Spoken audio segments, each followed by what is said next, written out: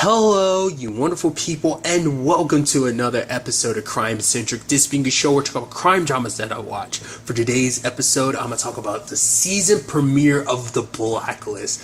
Holy crap, a great episode. A lot went down in this episode, so let's break it down. First and foremost, the fact of the matter is there's a bank robbery happening, and then literally Red just happens to be there. Fact of the matter is he was actually planning to rob the place himself, but a little bit later on, but his plans got accelerated because these people showed up. And I love the guys like, who are you? And one of the guys was like, Raymond Reddington? And the guy Joe looks at him like, wait, what? I'm like, I love that. You're so infamous. I mean, you are at the top of the FBI's most wanted list, so of course you're kind of well known. Plus in the criminal world, everyone knows your face. You've been killing it as a criminal for the past 20 plus years, so there's that. But it's just so funny that it's just like, and the other guy was like, oh crap.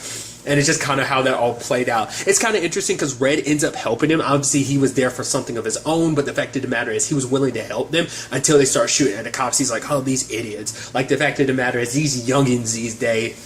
I love how he explains it later on. He's like, oh yeah, I robbed this place just because, I'm about to turn 60 this year. I want to make sure I still got it. You know what? I do. I'm like, it was all fun and games for you. Because I was like, why are you robbing that place out of anyone? I mean, it's also because he knew that, like, one of Van Gogh's paintings that was stolen, like, twice is there. And telling the dude, hey, send it back to Cairo. The museum that it was stolen from and everything. I was like, huh. It's kind of interesting because, like, even being a criminal that he is, Reddington is a very poetic and very artful person in the sense of just, like, what he does and what he's always interested in. But I just love that ended up being the way it was. But, like, I wonder if they hadn't shot at the police like they did, I think he probably would have helped them out. Because it's like, oh, yeah, help out these young criminals, future connections he could have and stuff like that. Because he was even like, yeah, I get 50% of your cut. Oh, it's now 55% because we got less and less time. I need you to make that decision now. So that was just kind of interesting how Red would have gotten out of that situation otherwise, but still. So there's that. Then there's the whole, like, Jennifer and Liz situation, them working behind Reddington's back, because it's the thing of, like, Liz and Jennifer think their real dad died in the fire. Liz thinks she shot the real Raymond Reddington, their dad, and that this is some imposter. Either he was there that night to take Red's identity. The fact is he has the scars on his back from the fire, so there's that. Or it could just be a situation of, because it's so interesting because you thought maybe there was another reason why they did it. Because remember back in season 4, they never showed you Red all those years ago. They never showed, like, a young actor portraying Red. Red would always be in the shadows, and that was kind of why I thought there was more to it. I mean, because you saw Kate when she was younger, but never you didn't get to see Red, and I was wondering about that. So it's like, but now it's like, you kind of understand why it's playing into that. Maybe that was all before Red got the surgery, so you don't know what his original face looked like. So that's kind of interesting. Because to me, how I chalked it up, and there have been countless theories kind of thrown around. My thought, I might have said, I know I've said this probably in the video, maybe. I'm pretty sure I said it during season 5's finale's my review of it, but I do not believe the man that's claiming to be Reddington. I don't think that's Jennifer's dad, but I do believe that is Liz's dad. I do wholeheartedly believe that that's her dad. Like I said, like, there have been a lot of theories that people have come up with, like, in the past, like, couple months that review's been up. Like, I've seen a lot of people say different things here and there. It's all, at this point, it's speculation because you don't know which way it's going to tip, like, towards this, like, because Reddington plays cards very close to the vest. But this is all about tracking down some surgeon. And even I was like, that's a little interesting. Like, while, like, Liz and Jennifer are looking into this, that's happening. And even she thinks about, okay, something's got to be, maybe Reddington knows. Or at least I think he might know. I'm not sure. Because it's like he happens to give you a case about a surgeon for criminals named Kohler. And it's like, it's interesting with that cat and mouse aspect of Reddington. Because it's like, you never know how much he does know. Because no matter what the circumstances is, Liz is always his blind spot because he can't read Liz. Because let's not forget back in season 3 when she faked her own death, so, or not just her death, but her daughter's death as well. But it's like, because she's always a blind spot for Reddington, he always keeps her eye on her, but he only sees what he wants to see.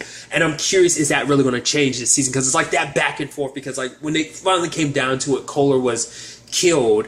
And then, you know, Liz is asking him these questions and stuff like that. And she's like, tell me your, you know, oh, you've got these secrets and stuff like that. And I love him being so sneaky and just like so mysterious, because he's like comparing and contrasting, because it's like, oh, it's all about honesty. Honesty means not lying or cheating or deceiving someone. It's like kind of like, I've never done that with you. And she's like, how can you say that when you've never told me everything?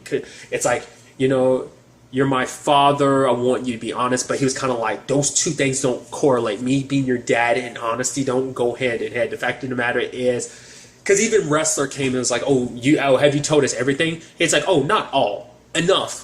Because he always goes like, yeah, I'm definitely keeping stuff from you. He's like, the fact of the matter is, he's like, I have secrets, you know, like the bones, for example. He's like, which I was hoping you would just kind of let go. Which she's like, I'm fine. That's why I'm not mad at you about this whole Kohler situation. But it's a thing of like him turning into a thing of like, okay, I will tell you all my secrets if you tell me yours. And she's like, I never said I had any secrets. It's like, studies show that people on average have 13 secrets. So it's like, show me yours and I'll show you mine.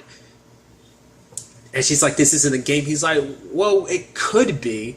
You know, are you basically saying, are your secrets as big as the ones that Dembe? Because Dembe keeps secrets from me, but she was like, it's different.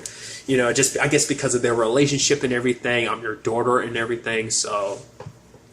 Because Red has never ever kept the fact is that he keeps stuff, because there's certain things for him. It's like, I don't want to ever cross that line with you, of you knowing everything there is to know. There are some things we have this symbiotic relationship. I help you, you help me type of thing. We help each other. So, and speaking of Wrestler, that is an interesting thing, because the fact of the matter is, Wrestler, as the series has progressed, he's always been okay working with Reddington, but it's always been that slippery slope but the more time has passed, the more it's cost him. More specifically, it's cost Liz more and more as this series is going on. And to the point, even Cooper was kind of like, hey, if you want to, you can bounce out of this situation. We'll shut down everything because of how much this cost you. Because he's still under the impression of like, hey, the fact of the matter is, this is a guy, Kohler, who's, you know, done surgery on a lot of bad people, so we're obligated to track him down in that regard. But at the same time, you know, this is all about Liz's safety and just like how much she's lost over the course of the series because of Red. But she's so dead set on finding out the truth. Her and Jennifer visit the house that got burned down, and she tells Jennifer the truth about her dad. But even she admitted, like, her memories were messed with because of Reddington. So it's like, that's the thing, like, everything's a blur. How do you know, you're so certain? Because that's the thing. Liz is so certain that she knows everything, when in fact, like, she feels like she knows so much, when the fact of the matter, she might not know as much as she thinks she does, you know? I mean, but that's the whole point. Like, she needs to know the truth. That's what's driving her in this. And she even says it to Cooper later on. I have to know. Because it's like, you got to admit, like, something's different. Reddington just had a huge shift all of a sudden. It's like after the fire, he became almost a completely different person. Is he a different person? It seems like that. At this point in time, I think we can wholeheartedly say that he is, in fact, not the real Raymond Reddington. We've cleared that up last season, and the big thing is, like, who is he then? Like, is he someone who had association with Reddington? Like I said, because of the scars on his back, you'd assume he was there. He even makes a joke about it later on, because, like, Liz is like, oh, well, what did you look before? He's like, oh... because like he's like, oh, like I got surgery and stuff like that, like that he was on Kohler's list, because he's like, she's like, this isn't the entire list, and he's like, no, it is not. I deleted myself because an old man like me likes to keep his nips and tucks to himself, and he's like, oh, the fact of the matter is, I wasn't a pretty sight before, so that makes me think like he was probably there in the fire and stuff like that. So that's the thing, like with Reddington, because he's always claimed the fact is, I keep stuff from you, but I never lie to you. So the whole aspect of like, oh, I'm your dad, because at no point in time has he ever been like, oh, Jennifer's my daughter. You know, that's what I'm kind of like, because his whole reaction to like, so I feel like if he was going to be like, oh, like pretend, like admitting, like the way he treats Liz, he doesn't treat Jennifer like that. He never went, like he, kept an eye out for Jennifer and stuff like that, just because I felt, I guess, for the real Raymond Reddington, maybe they were buddies and stuff like that, so he felt obligated to. But like with Liz, he implanted himself in her life the way he did. He did not do the same for Jennifer. So that's why it cemented to my head more. It's like, no, he's got to be your dad. He's not Jennifer's, but he's your dad, you know, Liz's. So I don't know. You have Samara coming back to work. What's kind of interesting, if I noticed this, that never came up, but it's like, there's no interactions between her and Haram. Like, even though it's like, oh, this is kind of like her first day back and everything. They did bring up a point of like, oh, are you having memory slips and stuff like that? And she was like, no, but the look on her face made it seem like otherwise. Then Denbei brings up the whole her and Haram situation, but it's like, did they break up or something? Because we know that, like, she said yes, but it's kind of like they literally had no interactions this episode, which was kind of interesting. They were in the same rooms, but no, like, flirtatious. I mean, maybe that's stuff that's just going to pop up. I mean, because technically the episode that's coming out tomorrow is part 2 to this, because it's technically a 2-hour premiere, technically just split across 2 nights, but still, I don't know if that has any bearings on it or not, but it's just kind of interesting to me that was nothing there. I was actually kind of halfway expecting throughout the episode for her to kind of slip on some words or something, because I was like, there has to be ramifications for it. Maybe it's just not going to show this early in the season. Maybe it'll kind of trickle out over the course of this season, but still. But I do believe that Reddington does believe when he said that Kohler was a friend, like, was that his real reason? Like, when it comes to keeping his secrets, Reddington's willing to go very, very far, because he was like wondering whether Kohler had been compromised or not. I guess that meant specifically the Flash. So like, was he there to kill Kohler? I don't think so. Maybe he did really think and believe that Kohler had been kidnapped or whatever, because it was like, yeah, there's no way he would be in France, because like he hates it there. Like, that's why like Red immediately picked it up. I also love that he ran into the guy who owes him money that got plastic surgery, and he's like, yeah, with all the work that's been done, and like, look at these earlobes. Can nothing be done about him? Look like the grandkids have been hanging on him and swinging. I'm like, you're so mean. That was unnecessary. I guess it's kind of like, oh, this dude owes you money. But the fact is, it was kind of nice. Him, Red, and Denbei around their bet, and they're just like, hey, oh, that worked out. It's so good. Also, he's doing Tai Chi, and he's eating more leaves and stuff like that. Like, almost like a brand new man, which is it's so fitting with what this story is supposed to be about, like this whole him being a new man and everything like that, you know, all while the whole situation with Liz, which I love that line of her being like, because like even Jennifer caught on to it, she's like, how can you be so still pretending to be his daughter and everything? And Liz is kind of like, I've been at, you know, this the feet of the master for 5 years. Now it's time for me to outact him. I was like, oh, that's so good. But the fact of the matter, like I said, Reddington has a tendency where he can see through Liz, but I guess because he doesn't want to, like I said, that's his blind spot. So I'm curious if there are going to be any interactions between him and Jennifer, because she never really comes up. So that makes me wonder. Like, the only interaction they had was the one last season when they met and talked last season. That's the only time they've interacted subsequently since that I'm aware of. So, also the person in this episode, Bastion Monroe, who is the Corsian, well-known assassin, stuff like that, played by freaking Christopher Lambert. Lambert. I always say Lambert. It's Lambert. I think the first thing I ever saw him in was like the Highlander movies. That's always a like go-to thing I always associate him with. Which is interesting, just because it's like you got this villain you set up like that, but it's like, what else? Like, what is his plan? Like, I mean, obviously, like, he has his own agenda and stuff like that, but what it is exactly, like, he can't, because he is an assassin, he is a hired gun, but he works for specific people, so it's like, who is he working with in this time? Because it was always stuff he did overseas, but now that he's actually here, that must mean whatever he's been hired to do has to be here, you know, specifically DC for him to be here. I also love that Kohler's wife had no idea about what he did, because Red comes over and is like, oh yeah, so your husband, great surgeon, was away like that for months for work? Yeah, because he worked on criminals. Oh, how I know that? Because I was one of them. Take me to Picasso. And I was like, the painting? I was like, oh, that's so interesting, because there's a whole Van Gogh thing. Or, oh, no, it's literally a taxidermy dog.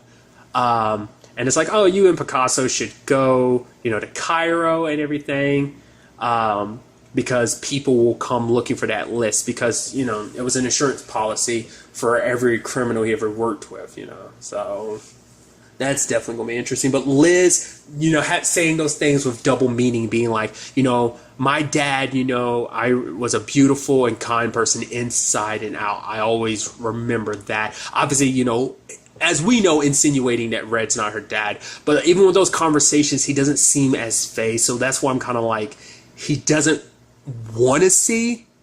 Even though he kind of makes it seem like he is looking, he's not looking like he should when it comes to the whole Liz situation. So this is going to be a crazy season. I like this aspect because they've never